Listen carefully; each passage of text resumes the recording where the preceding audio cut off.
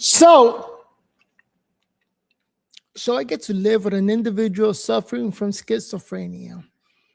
I'm thinking, how bad could it be? I mean, it's a girl. It's not that serious. I want to check out this video of a guy talking about the delusions that accompany this disease, because in Hollywood movies, they make it seem more, or they make it seem worse than what it really is. Check out this video. But of all the delusions one can suffer from, the most textbook type are persecutory delusions. These are the stereotypical everyone's out to get me types of beliefs that many people immediately associate with the disorder, and for good reason. During the first onset of serious symptoms known as the first episode of psychosis, up to 70% of all patients experience some form of persecutory delusion. These can be anything from thinking everyone in the grocery store is carefully monitoring and reporting their every move, all the way to firmly believing that the CIA has implanted microchips in the birds that are chirping outside their house every morning. Oftentimes, these persecutory delusions will have something specifically related to the patient's thoughts, such as, the devil is stealing my thoughts. You know what's funny? Every time I go past the person with schizophrenia in my house, I give her a big hug. And she like, get off of me. Wait, I have a headache. Don't touch me. Don't touch me. I'm like, just hold on. Let me get through this hug. All right? Much love. Love you. Thank you for the hug. And I walk away. And I'm thinking, hopefully he doesn't bite me in the butt later on. So on the flip side, the government is implanting thoughts into my head. Patients will often be extremely suspicious of everyone, even those they've known for a long time and previously trusted. In fact, the center of these persecutions doesn't even necessarily have to be the person with the... One of my goals is not to let her go outside with her delusions. That's it. Disorder. In March 2022, a man in the UK escaped from his hospital ward and tracked down his father, who he proceeded to assault by punching and kicking him. And that's another thing. It's a girl. So I don't have that fear. Although she does outweigh me by like 20 pounds. Finally stomping him. And why? Because thanks to this type of delusion, he had become completely convinced that his father was planning to attack his mother, despite absolutely no history of violence in the family, and he decided that he had to take matters into his own hands. The father tragically died a few weeks later of his injuries. One interesting way these delusions can be discovered is when a person files a police report seeking protection from a stalker. However, upon investigating, the police find that no such stalker even exists and that the person filing the report hasn't even seen their face. They simply know that they're being watched. In the past, if a patient's main symptoms were these types of paranoid persecutory delusions, they would have been diagnosed with paranoid schizophrenia, but in recent years, this diagnosis has been completely removed, and instead, general paranoia is merely one of the positive symptoms under schizophrenia's broader umbrella. It's like, that's about it for positive symptoms, usually coming down to various types of hallucinations. This video came about 3 years ago. We look at the bottom there. You got 3 million views already. I mean, I wish my schizophrenic patient was on medicine. That will help. Hallucinations and delusions. These are the ones most popular in the media, the ones other people are most likely to notice, and often the ones that are most likely to get someone in trouble with the law. But these are only one side of the schizophrenic coin. Okay, next. So yeah, I think the person I'm dealing with got nothing but positive symptoms. The only negative thing is her cooking. I'm scared of her cooking. Negative symptoms are behaviors or phenomena that are absent or diminished, and they often begin emerging in someone before the positive symptoms begin to take effect, in some cases, even years in advance. One of the most commonly experienced negative symptoms is avolition, or extreme apathy and a severe lack of motivation. This usually manifests itself as missing school, falling behind at work, and losing all interest in self-care, such as showering, brushing teeth, or eating properly. Unfortunately, to others, this... Okay, that's what the person is going through. Just doesn't take care of herself. Avolition. Behavior is often interpreted as simple laziness, and not much compassion is given at a time when it could seriously help. This, along with becoming increasingly asocial, can damage important relationships with friends and family in someone's life, and because they lack any desire to repair them, this can leave someone more and more isolated in their social withdrawal as the symptoms increase in severity. And to top it all off, these symptoms are often accompanied by anhedonia, a total lack of pleasure, or even alogia, a decline in speech complexity. Along with being seen as just general laziness or odd behavior, some of the social withdrawal, lack of self-care, and absent sex drive can be misinterpreted by some people as depression, because these by themselves are classic symptoms of major depressive disorder. But it's when combined with a few other negative symptoms that schizophrenia is really set apart from other mental illnesses, and that's the way it causes people to express their emotions. One half of this is blunted affect, a condition where a patient fails to express emotion at all, whether it be positive or negative. Remember, it's not depression, where the mood is mostly negative, and it's not a side effect of medication. Their mood is just overly neutral, regardless of the situation. In most serious cases, something like the news of the death of a loved one would elicit no response. Their face would remain straight, no tears would form, their voice wouldn't change. I've seen that, and it's scary. Pitch or volume. None of the responses associated with emotional expression, but it gets even stranger. Instead of showing no emotion whatsoever, schizophrenia can also cause inappropriate affect, where compared to showing nothing, the person definitely shows emotion, just the wrong one. Imagine being in a funeral full of people and someone suddenly begins quietly chuckling to themselves. And I'm like the only one who's studying this and realized that it's okay for her to be like that. It's just part of the condition. So therefore, all expectations are diminished. As a matter of fact, I celebrate the little things, like a smile, a laugh. Like, oh, wow, she's smiling, yeah. Or if I say hi, she replies and says hi back. This is called paradoxical laughter, and it's been recorded in patients with schizophrenia since the 1940s. Many of them report feeling tension in their heads as they try to work out which emotion will surface and end up laughing as a way to relieve the tension, while others are completely unable to explain why they're suddenly amused. Even stronger still, another negative symptom is lack of normal muscle movement. This can range from strange jerking arm motions all the way to complete catatonia, where a person is frozen in a trance-like state and barely moves for hours on end. This can be so extreme that catatonia. The individual I'm working with had that, and that's a reason to get hospitalized. When you're just not drinking, eating, or taking care of yourself for days or even weeks. That's dangerous. person can resemble a statue more than a living being, even in somewhat disturbing positions with their arms raised up in the air that would be incredibly painful for the rest of us to hold for extended periods of time. If left undisturbed, these long periods of immobility can cause permanent muscle issues, lung complications, and the patient may even refuse to swallow food or water during an episode. If left untreated completely, the more serious cases can even result in death. Even in instances where the catatonia doesn't last for, let's say, days on end, it can still appear with alarming frequency. After 4 days, I had to call the police and get them instituted. Because I think after 3 days, actually, I called 911 for help. With some patients reporting having shorter frozen states multiple times a week or even day.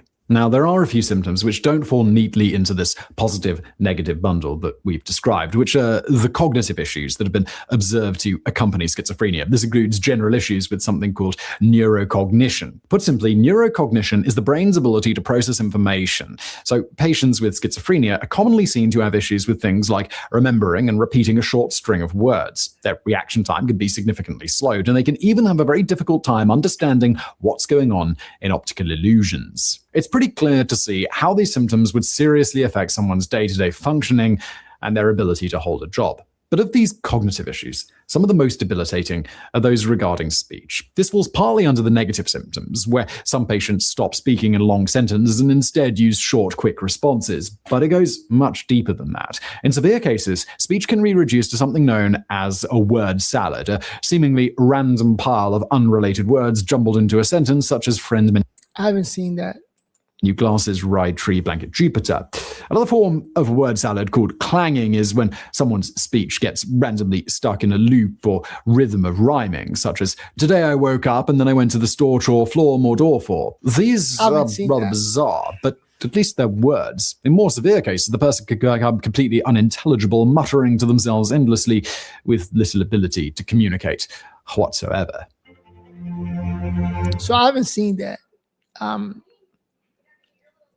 Stuttering to walk and grab things, I've seen that, but not talking. Treatment. So, that's a lot of symptoms, a lot of wild, intense symptoms that vary in intensity and expression. But You feel fine right now. You're watching this video. You understand it. You can move your limbs freely and you don't have regular hallucinations. So you're safe, right? Well, this is perhaps the most terrifying part of schizophrenia. It can happen to anyone. Generally, the onset of the disease occurs between the late teens and the early 30s, with males usually in their early 20s and females averaging in the late 20s. Less often, it can occur before adulthood, known as early onset, and it can even appear as late as one's 50s. It's possible that it develops even later, such as in one's 70s, but at that point, it's difficult to tell the symptoms apart from those of other conditions. I feel bad that I didn't notice it early, like in her 20s, because I thought she was just being normal and trying to take advantage of me. And I guess I could have done more research, but doctors didn't want to tell me what she was suffering from. So I just decided to walk away. I wish I would have stuck around and helped a little more. I think I could have done more. That come with an aging mind. But here's the scary part. Its onset has been known to be sudden. In many cases, the symptoms gradually develop over years before a diagnosis takes place, but sometimes, about 25% of the time, it happens rapidly. Imagine going to bed one night, the only worry on your mind being a tough exam the next week or an extra long shift at work. When you wake up, you now have a voice in your head that narrates your every move. It talks to you, it argues with you, and it even screams at you. But most importantly, it doesn't seem to go away, day after day. This, unfortunately, is a reality for many who have a sudden onset. For the other 75%, the signs of schizophrenia develop slowly over years, with negative symptoms and cognitive problems usually manifesting first and eventually progressing into the positive symptoms of psychosis. The National Institute of Mental Health estimates that schizophrenia affects around 0.5% of the population of the United States, though other estimates often place it at a full 1%. It might sound like a small number, but it means that in the United States, there are as many as 3 million people or more living with the disorder. Treatments of this disorder sees mixed results. Antipsychotics are generally prescribed, and these can be quite effective at handling the hallucinations and the delusions. There's a guy that was on the news. He ended up hurting a girl with a knife. And I'm wondering, hopefully he gets life in prison, because hurting people is crazy. But he was on the news. They said he has schizophrenia. But they don't work for everyone, and they come with a whole host of nasty side effects, including an increased risk of developing diabetes and involuntary muscle twitching. About half of all patients who take antipsychotics will respond well to them, but the symptoms rarely disappear entirely. This is why it's important for the medication to be accompanied by another form of treatment, such as cognitive behavioral therapy or family therapy, in order to learn how to manage day-to-day life with the symptoms. But getting someone to do all of this is another problem in itself, as between 30 and 50% of all people diagnosed deny there is anything wrong with them and outright refuse treatment. Yep. In patients deemed to be a danger to themselves or others, this refusal of treatment can be overridden by a court order, and doctors can administer courses of forcefully injected antipsychotics, which sounds like a nightmare, and it's most certainly horrifying for the person restrained to the chair. Yeah, like I kind of wish she takes the medicine, but she doesn't. So can't force her to do anything except we'll get the courts involved. So all I can do is just let it be and hope for the best. Perhaps in the future, better treatments will become available as we learn more about what causes schizophrenia, because at the moment, the cause of the disorder remains pretty murky. What we do know for sure is that there is some genetic component, as your chance of developing the disorder goes up to 13% if you have a parent with it, and up to a staggering 40% if you have an identical twin with it. One woman in the 1930s gave birth to quadruplets who all developed schizophrenia, and the odds of this happening by random chance without genetics at play are unfathomably slim. But doctors of studies have still failed to find any specific genes that can be associated with the disorder. So wait. So the wife got schizophrenia. I got MS. So there's 30% chance my son may get schizophrenia. And I wonder what's the percentage of MS. Wow. on a consistent basis. The best guess at the moment is that there simply isn't a single cause. It's likely that the DNA you inherited from your parents can give you a genetic predisposition to the disorder, and this vulnerability can be turned on or activated by experiences in life or exposure to certain chemicals such as various drugs. Of these drugs, cannabis seems to be a big one. There are lots of studies on this, but one example is from Sweden, where researchers found that those who use cannabis regularly are 6 times more likely to develop schizophrenia than the average person. This doesn't mean that smoking a joint or two will set you on a path to psychosis, but it does mean that if you have the elusive genetic factor, whatever it may be, cannabis and other substances may make it more likely to become active in you. Along with substance use, there are a few other things that researchers are pretty confident in linking to developing schizophrenia. For example, living in an urban environment as opposed to the countryside makes your chances of developing much higher, as does a history of child abuse, recent immigration to a new country, and poverty. All of these seem to be strongly I am so happy that I moved out the city. associated with stress levels, so there's probably a connection with high levels of stress, especially in adolescence. As for specific life events that can trigger the onset, giving birth seems to be one of the most commonly observed. A famous case in the early 2000s featured a woman who seemed to be entirely normal, at least to her friends and family. When she married her husband, they announced that they'd have as many babies as nature would allow, and true to their words, after just a few years, they had 4 of them. But after the 4th delivery, something in the mother changed. Her husband found her shaking in the corner and chewing on her fingers, oblivious to the world around her. And after she attempted suicide, she was put on antipsychotics, which seemed to do the trick, as everything generally went back to normal. But this was only temporary. She soon relapsed into psychotic states and had to be institutionalized twice in 1999. She was originally diagnosed with postpartum psychosis. When she was eventually released, her psychiatrist begged her not to have any more kids, as it would be too high of a risk for her mental health. Just 7 weeks later, though, they conceived the next child, who was born in 2000. After this 5th birth, she stopped taking her meds, began obsessively reading the Bible, and entered catatonic states with increasing frequency. This all culminated when one day her husband left for work, leaving his wife with a single hour before her other caretaker arrived. Sadly, one unsupervised hour was all she needed to drown all 5 of her kids. Worst case scenario, scary. So we got anecdotes. Worst case scenario. And I'm not going to think that I lived that scenario. So thank you for that little story. One by one, in the bathtub. She later told the court that killing them before they lived a sinful life was the only way to save them from hell. She had experienced depression as a teenager, perhaps the negative symptoms beginning long in advance, but she was stable and happy, even doing her best to homeschool her kids. The positive symptoms and intense delusions seemed to all spiral out of control just after the birth of her 4th child. But again, most of these correlations are just that. They're Correlations. correlations. Yeah, like I'm trying to have another child. We're not there yet, but I'm trying to convince her. A more concrete target are dopamine receptors. One theory posits that those with schizophrenia have too many of these dopamine receptors, or It's funny that she said, no, I don't want no more kids. She's scared. But I'm working on it. She's only 40. We can make it happen.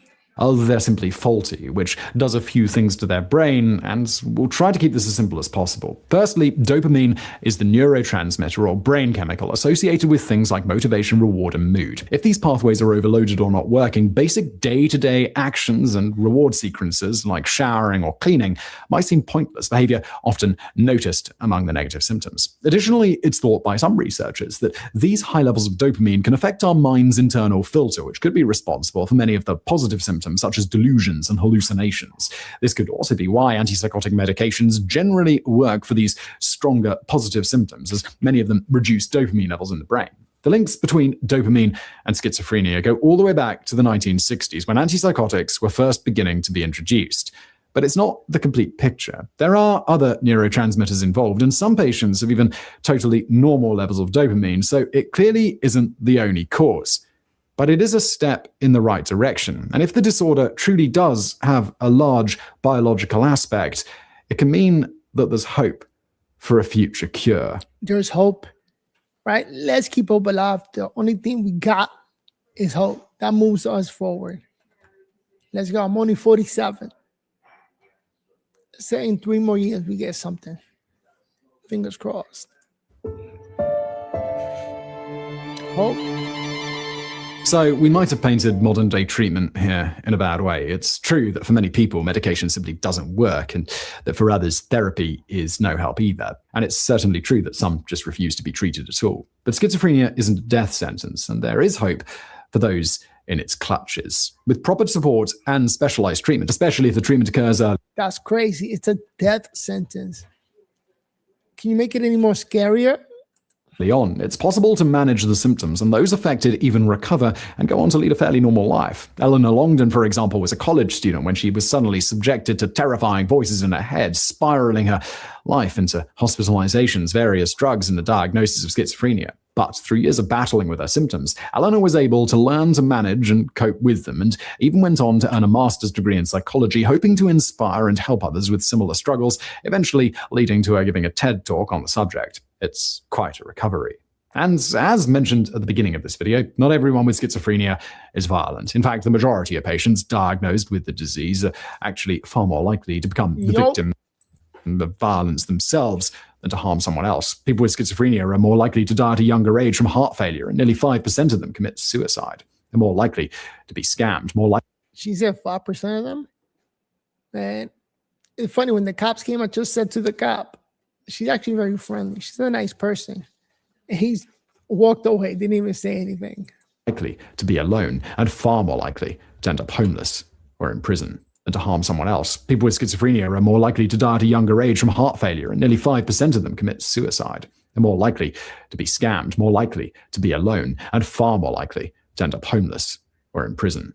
This is all along with the immense financial burden that can accompany it. Not only the direct costs of healthcare and medication, but also the indirect cost of earning less money due to a lack of productivity or difficulty holding a job. These are people that, instead of being ostracized, desperately need all the help that society can offer them.